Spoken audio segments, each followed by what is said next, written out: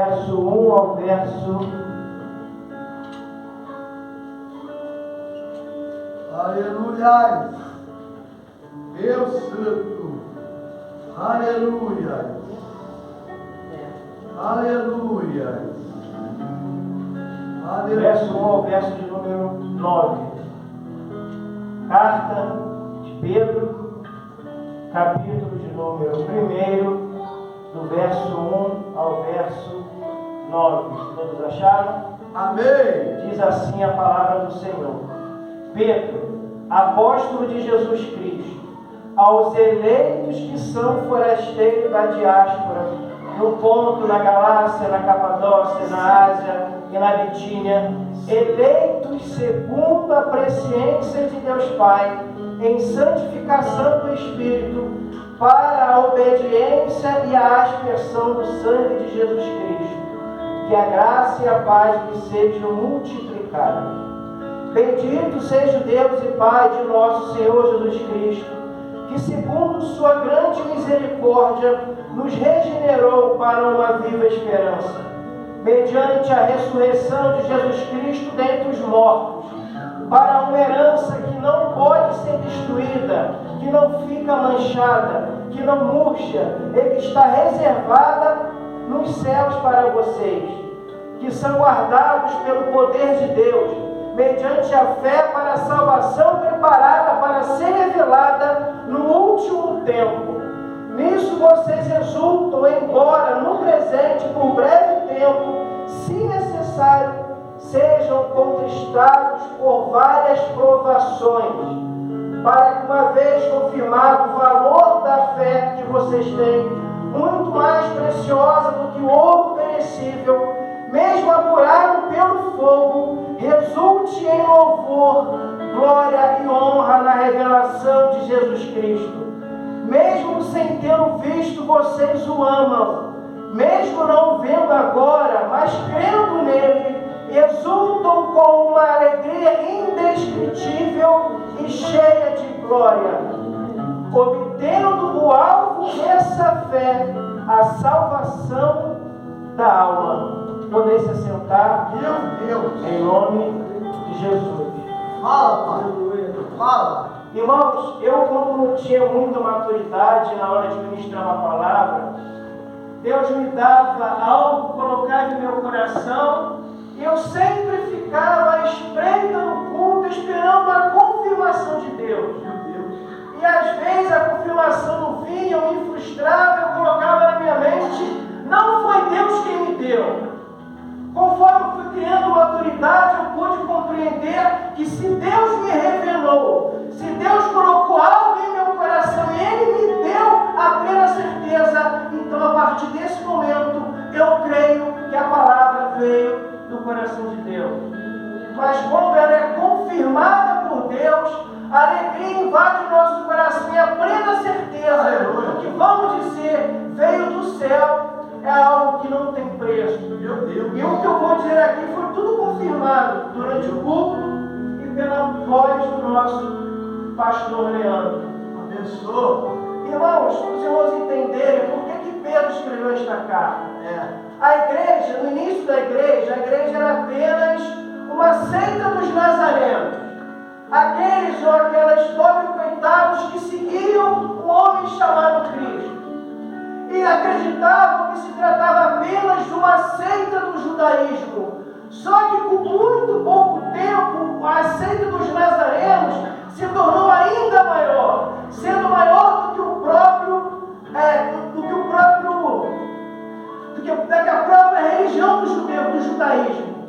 E com muito pouco tempo passou a ser uma ameaça para Roma, porque não somente se tratava de uma pequena seita, mas ela estava alcançando todo o mundo e passou a se tornar algo preocupante para o governo, porque havia rumores que se tratava de uma seita secreta, porque eles se amavam tanto, eles cuidavam tão bem uns dos outros, que o imperador acreditava que essa seita estava se reunindo para tirar o governador do trono e colocar um tal de Cristo em seu lugar.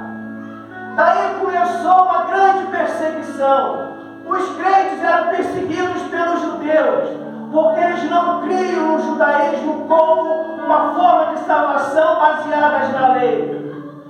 Os pagãos começaram a rejeitar os cristãos porque os cristãos denunciavam o seu pecado, denunciavam a sua idolatria, não estava de acordo com a sua má índole, com a sua vida carnal.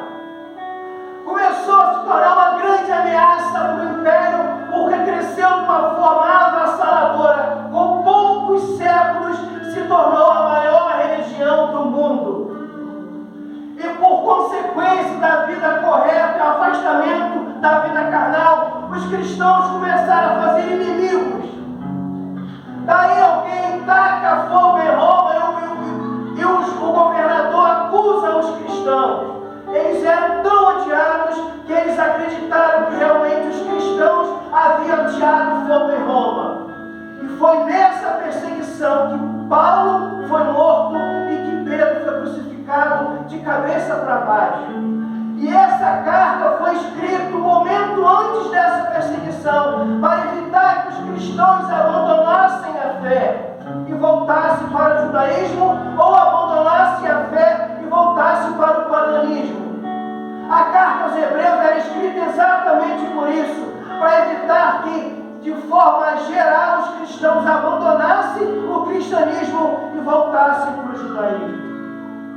E Pedro escreve essa carta para, em meio a grande prova e perseguição, os cristãos permanecessem fiéis a Deus e não dessem lugar à apostasia. Pedro já começa dizendo que nós somos eleitos de Deus, mas somos forasteiros. Nós não pertencemos a este mundo, nem a esse governo mundano, nem nada do que esse mundo possa oferecer. Nós não devemos nos prender aqui. Muitos acreditam que só tem esta vida aqui na terra e que vivem para ter luxo, riqueza, casas, carros. Pensam que aqui é o seu reino celestial. Estão presos, estão agarrados aqui. E Pedro diz que nós não pertencemos a este mundo, nós pertencemos ao mundo espiritual, a uma cidade santa, a Nova Jerusalém, onde habita a justiça, e por isso devemos viver como salvos. Aleluia! Aleluia! Ele vai dizer no versículo 2 que nós fomos eleitos segundo a presciência de Deus Pai. Deus, Ele nos escolheu antes da fundação do mundo. Já foi dito aqui, antes que a gente viesse a existir, Deus já tinha nos escolhido. Antes que eu me formasse no ventre da minha mãe, Deus me escolheu, Deus me santificou, e as nações Deus por profeta. E essa eleição foi assim, olha, Deus se levanta do seu trono e fala, em 1983, o Cláudio vai nascer.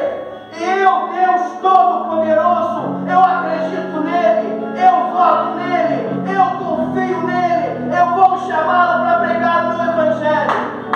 E nesse momento, o próprio Cristo se levanta e fala, eu morro por ele na cruz do Calvário. Aí mesmo o próprio Espírito Santo disse, eu acredito nele, eu vou santificá-lo, eu vou capacitá-lo, vou enchê-lo de poder, vou colocar na boca dele as minhas palavras para que ele possa pregar o meu evangelho com coragem e com ousadia. Todos vocês que estão aqui, não estão aqui porque vocês escolheram a Deus, porque já foi dito aqui, foi ele quem nos escolheu. Ele não errou na sua escolha, ele te escolheu e ele tem a plena certeza que você vai conseguir. Só que essa eleição, ela vem através da santificação do Espírito Santo. Como é que eu posso ter a plena certeza que Deus me elegeu, que Ele me escolheu? É se você vive uma vida santa diante de Deus. Não existe eleição se você não vive uma vida de conformidade com o Evangelho. E essa vida santa, ela é para obediência. Se você não vive obediência aos mandamentos de Deus, se você, mulher, não é obediente ao seu esposo, se você, esposo, não ama a sua esposa, se nós não vivemos em obediência à liderança da nossa igreja, então nós não fomos escolhidos por Deus. Aleluia!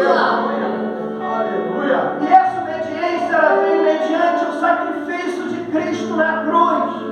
Ninguém pode dizer que foi escolhido se não creu no Senhor Jesus Cristo. Ninguém consegue viver uma vida santa se não crer no sacrifício de Cristo na cruz.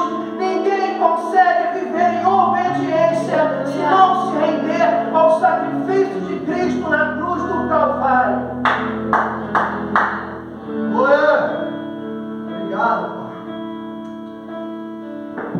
Aleluia. Bendito seja Deus e Pai de nosso Senhor Jesus Cristo, que segundo a sua grande misericórdia, nos regenerou para uma viva esperança, mediante a ressurreição de Cristo dentre os mortos.